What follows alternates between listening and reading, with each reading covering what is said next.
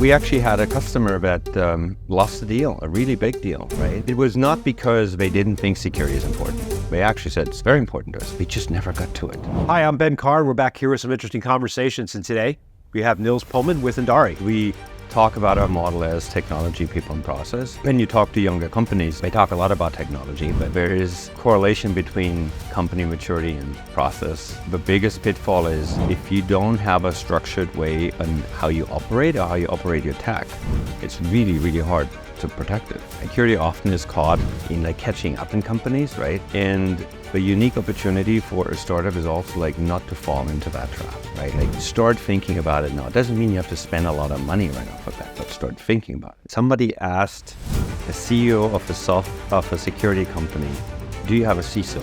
And his answer was, no, we don't. We are a security company. Hi, I'm Ben Carr. We're back here with some interesting conversations. And today we have Nils Puhlmann with Endari. Nils, thanks for joining us on the conversation today. Thank you for having me. Yeah, so Nils, why don't you introduce yourself and Endari, which just came out of stealth recently. Why don't you introduce yourself and what you're doing right now?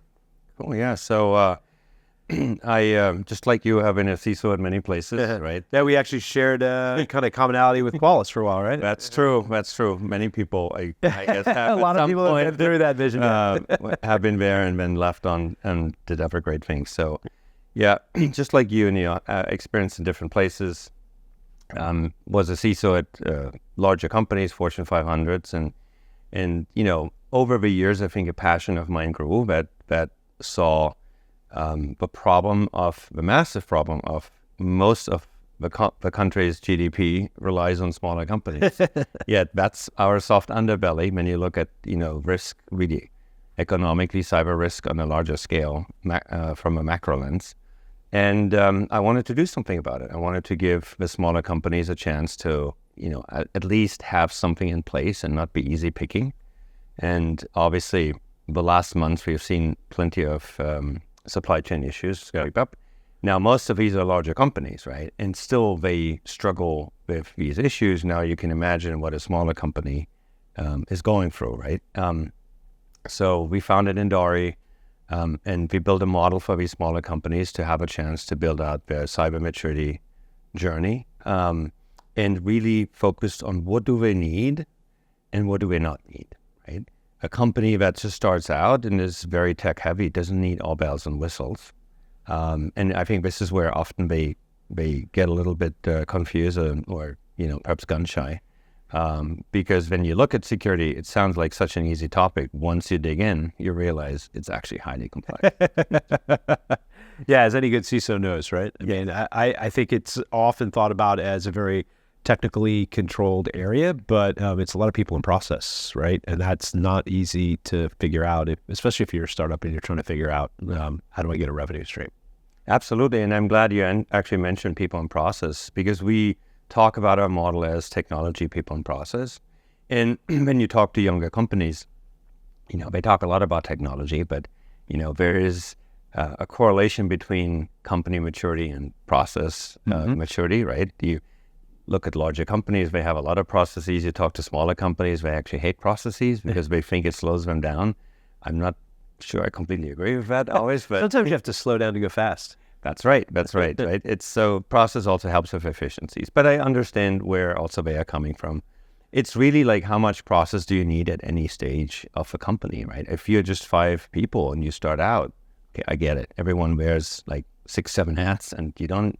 But that doesn't work when you start adding people, because the first question will be okay, how can I get trained up on what we're doing here? Nothing is written down. Talk to this guy over there. Oh, this guy's on vacation, so sorry. We don't know how this actually works. Right? Yeah, everything's done differently. And for security, I think the biggest pitfall is if you don't have a structured way on how you operate or how you operate your tech, it's really, really hard to protect it, right? It's a Wild West, right? And I think what we see in working with our customers, a lot of the security work with them actually has beneficial impact of the rest of the company. Yeah. We have talked about this for years in the security industry, that we're not just a cost center. We actually can be a great business driver. And what I'm learning and seeing is that building cyber maturity actually helps companies also think about maturity in other areas. in DevOps and engineering, right? Even in like HR things, how you on and offboard people, trivial things like that. Oh, we need to think about a process. We actually need to write it down because we want to hire 20 people, and this will make it easier, right? So it's kind of neat to see after all these years that actually security can have a very, very positive impact to the rest of a company and helps them grow. Yeah, I'm a big believer that when you think about security, it's one of, if not the only really functional area of the company outside of maybe the CEO that touches everything very deeply, right? Sales is focused on getting sales function, and they provide the revenue to drive everything. HR, certainly they're working on getting people hired and making sure that all the process for that it's there. But security is really deeply involved in every aspect of a company, so it's really important to get it right. Absolutely. And, thinking back of my CISO days, sometimes executives would call me to ask, like, what's going on in another department? Who should I talk to? Because we were like this octopus, right? Like having our tentacles. Had your fingers there, yeah. Yeah. And it's the same actually for smaller companies, right? It can be, I don't want to say the glue, but it can be definitely one of the drivers to make people think about, what to build now. Like one of the questions I always ask is like, where do you guys want to be in a year from now? And then the smaller company, sometimes they look at you like, well, we are not thinking about that. Well, but here's why this matters, right? It matters for your stack, it matters for your architecture, it matters for your, HR, talent pipeline, and obviously for the security side too. Like, should we rebuild this, or is a smaller tool good for now, right? If you're telling me you're doubling the size of a company over the next 12 that could years, have impact. Then no, we are not going to like put something in that just works today. We are actually starting now for the future, right? Yeah, because you can actually waste resource revenue and spend, right? Like it doesn't make any sense to do. Yeah, but you don't want to overspend either in a startup, right? And there is an art to it, right? Like I think this is also where a little bit experience comes, and you see certain things. You have been through this like a couple times. You're like, no. I know what this looks like in a year. You might not know that yet, but why don't we start preparing? I think security often is caught in like catching up in companies, right? And the unique opportunity for a startup is also like not to fall into that trap, right? Like start thinking about it now. It doesn't mean you have to spend a lot of money right off the bat, but start thinking about it. It should be part of your thinking process, right? If you plan on raise a big round, which means you will double the company, let's start talking about now what that means, right? And that's where this octopus one comes in. What does it mean for infrastructure? What does it mean for your development pipeline, right? What does it mean for go-to-market? And that can have an impact on security too, right? You tell me you're suddenly going to sell in Europe. Oh, okay. A little thing called GDPR. Yes, there are some privacy implications, right? So let's at least talk. Yeah, and I've been part of a company that did that, right? They went to Europe without thinking about GDPR, then had to do it after the fact. And like we talk about a lot of times shifting left, right? Like this is shifting left on a grander scale, right? It's thinking about how you think about and prepare early so you can move fast and be more efficient in the long term. Right. I actually like that you use the term shift left on a grander scale. I really like that. I think what we don't want is that security and privacy becomes a business inhibitor, right? Like the scenario you mentioned, okay, you go to Europe, you don't care about anything, and then you have this contract in front of a big European customer who says, okay, let's talk about your GDPR. Yeah. We don't have anything. Okay, well, then let's talk again next year. Yeah. So you just lost the deal. Well, and that's where I think security gets caught up a lot because it's we're perceived, I think, historically as this like no area, right? Like we're going to say no to everything. We don't say no to everything if you involve us in the conversation early and as part of the planning, because then we can help you get to a yes much quicker, right? Yes, and I think we also are checks and balances when business wants to accept risk without really understanding it. So are you sure you really want to do this? Because here's the implications, right? And here is how you can actually minimize it or perhaps prepare for it. The answer could be, okay, let's go to Europe unprepared, but in parallel, start building things out. So before you hit a roadblock, you're ready, right? Doesn't mean it's going to be not bumpy along the way, but at least we have a plan. And especially for a smaller company, just have a plan, right? Like if you, we actually had a customer that lost a deal, a really big deal, right? And it was because it was not because they didn't think security is important. They actually said it's very important to us. We just never got to it. Yeah. And why did they never got to it? Because it's too complex. The CEO told me, I don't know who actually to talk to, who I can trust. We have super smart technical people, but they're always busy with other stuff. So it always like falls behind until a situation like that. And now it hurts the bottom line, right? So I think you don't want to get to that point. You want to like start actually doing something before. And I think that, you know, the opposite's true too. People can want to overinvest sometimes in security when they don't need to. So I've seen instances, I've been a lot on the enterprise side, but I've been on the startup side too. And I've seen, you know, the small to mid-size where they say, hey, we want to sell to the federal market. And there's a big push from, you know, the sales team. And they think, oh, we can get all this revenue. But then they don't realize how expensive, both in time, resources, and money. And FedRAMP, right? And so they think, oh, we're just going to throw, you know, $50,000 at it and we'll get certification. And then a year, 18 months later, it's a failed effort. Or even if they get into it with $500,000 and they get to FedRAMP certification, then they find that they don't really have federal customers, right? And so it's really important to have somebody there who can help guide you. And I think one of the challenges, frustrating for me on startups, is very technical, right? A lot of technical startups, but their focus isn't on security, right? And so they don't have perspective on it, and they can't afford a CISO, right, to start out. And so there gets to be that tipping point of like, when do you get a CISO involved? So we've had this concept of virtual CISOs come up. But that still leaves a gap, right? I mean, having a virtual CISO can help, and it's right for some companies, but for a lot of other companies, they can still find themselves behind the 8 ball. I think a virtual CISO is one of the first important steps a company can take, because it shows me it's an important topic for them. They invest, they want to talk to somebody who has experience, right? But then the big question is now what, right? So you talk to somebody, you probably got a long laundry list of things you have to do.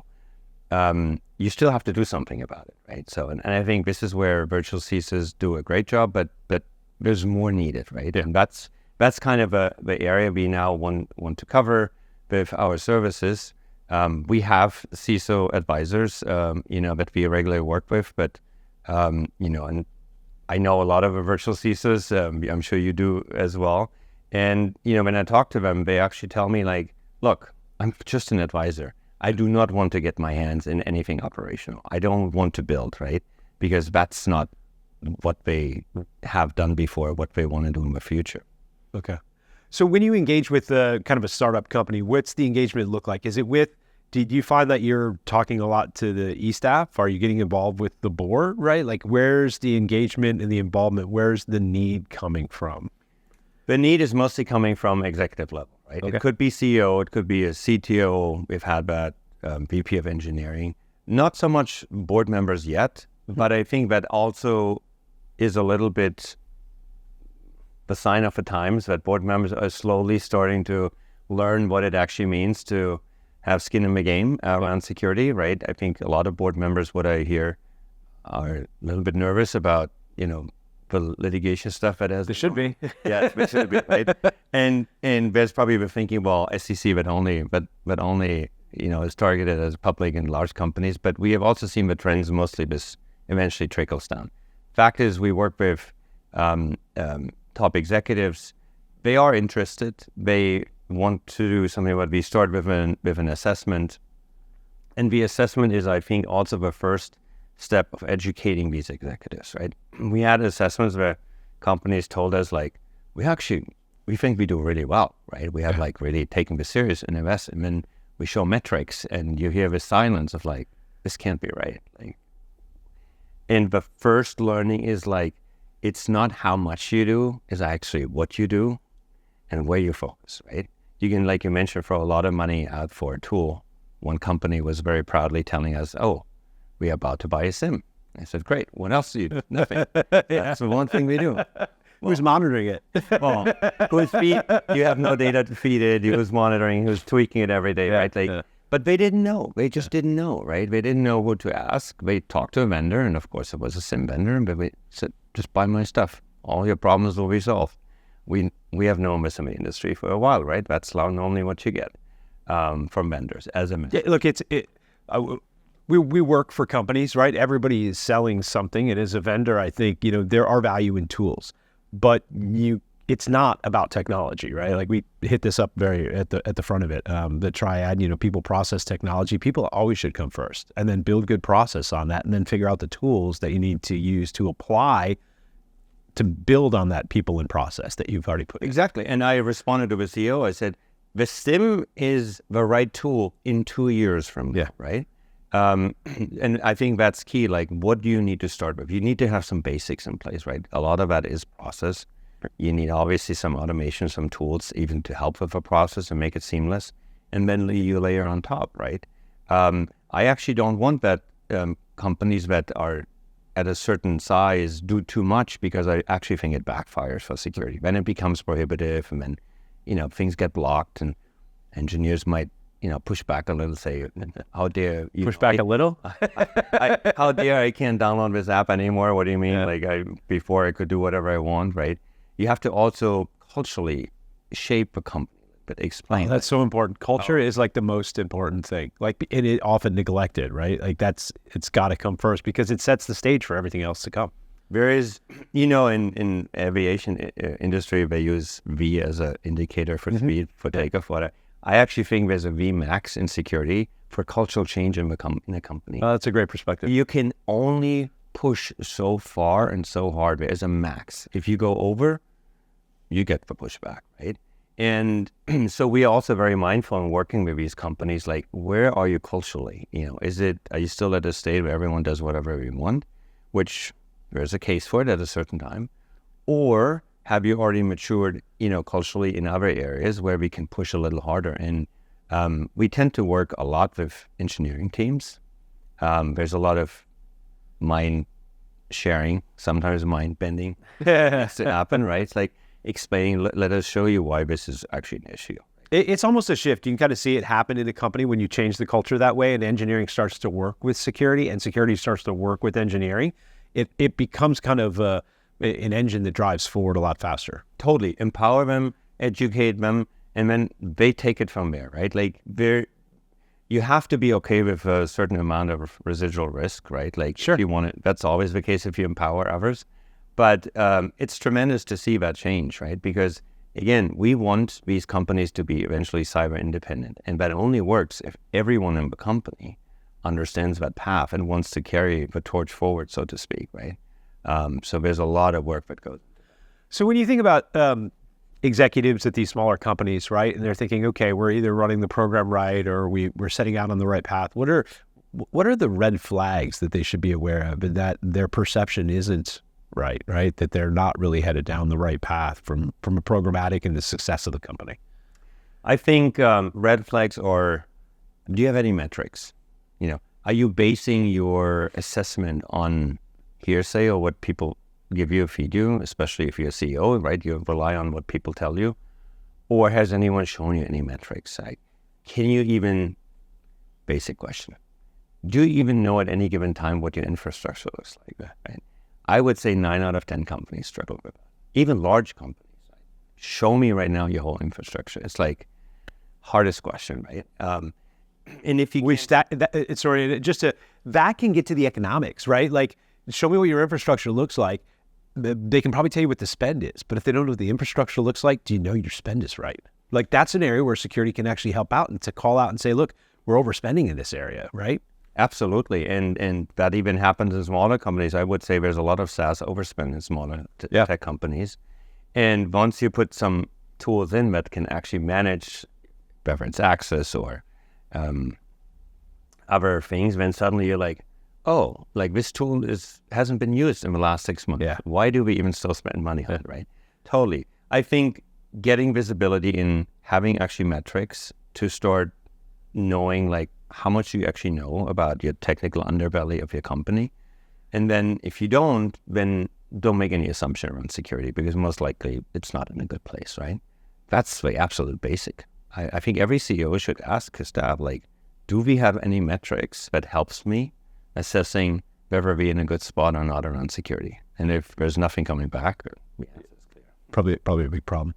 So one of the things that I think, look, we struggle in the enterprise side often with trying to get the right funding, like CISO, it's a very stressful job. One of the interesting things that I find on the smaller company, the startup mainly on the tech startup side is, and it's weird, it happens in a lot of security vendors. They think because they're a security vendor or because they're a technology company that they understand security and technology and how a program should be run. But I often find that many security vendors, they understand their very specific security vertical and application, but they don't know how to run a program at all. Do you see that same thing? Absolutely. I was actually at a conference a couple of years back, and somehow it's always stuck with me. Somebody asked a CEO of a security company, "Do you have a CISO?" And his answer was, "No, we don't. We are a security company." And I have never forgotten. That was always a red flag for me. Like if I was a CISO for enterprise company, I wanted to know that you had a CISO, and I wanted to know what your program looked like, right? We've seen that more with third-party risk. The program question actually is key, right? Don't tell me what... Not a field CISO. Do you have a CISO? Yeah. But tell me a little bit about your program. And I think a lot of enterprises have actually now shifted their third-party risk management away from questionnaires, SOC 2, what have you, and just start asking simple questions. Can you explain your program to me? Show me what it looks like. Your roadmaps, right? What have you changed in the last quarter? And it's surprising to see that a lot of even larger companies don't have an answer for that, right? Yeah. If your security efforts are not programmatic, I would make the argument it's in bad shape. Yeah, and that's one thing I think, the more information you can share early in the process, it's more of an enabler for you than you think, because the less information you share, the more I'm going to start digging into the program to try to understand why I'm not getting the answers back that I think I should. It's totally a trust business. I mean, we have had customers where we jumped even on customer calls for them because it was not in a good spot. And we showed these customers our roadmap, what we're building. And it was amazing to see from our security team's response. It was like, oh, finally hired somebody who knows what we're talking about. We are good. We are now trusting you because we see effort. We see a plan. It's the right plan. And now you only need to show us, approve us execution. And then we think it's at least managed risk. I think what most security teams don't like, not knowing or something iffy, right? You ask a question. I'm sure you have been there as a CISO.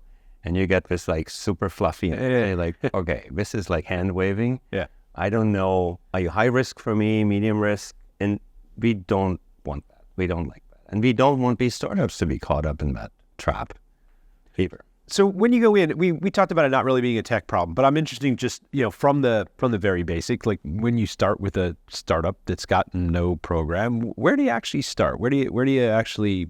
From a tech side and what you start implementing and on the maturity scale, where do you start? What do you do? One of the big areas that we see we often need to start is IT processes. Yeah, there you go.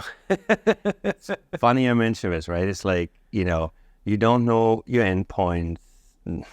To make it worse, you don't even own them as a company. So anything that happens on these machines, that IP you might not even own, right? Because it's not your property. You have remote developers all around the world.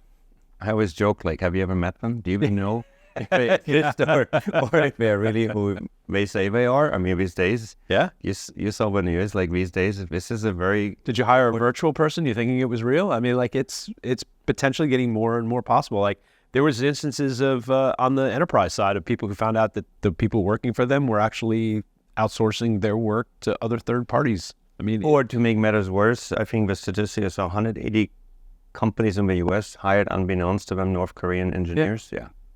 Right. So, but this goes back to process, right? You can actually lower that risk tremendously, right? You can manage your endpoints. You can make sure you actually know and see what's happening on these machines, right? Where they connect from.